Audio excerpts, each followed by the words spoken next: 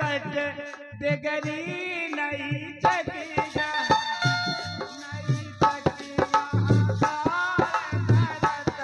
beggary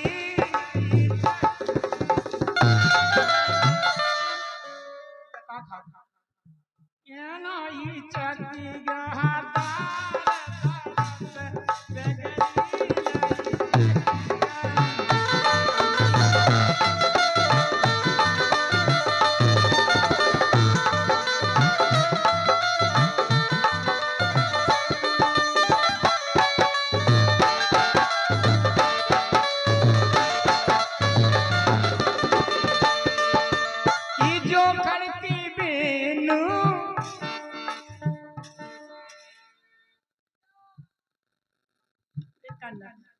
जो करती बीनू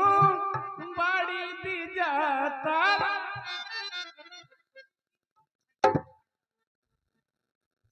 बड़ी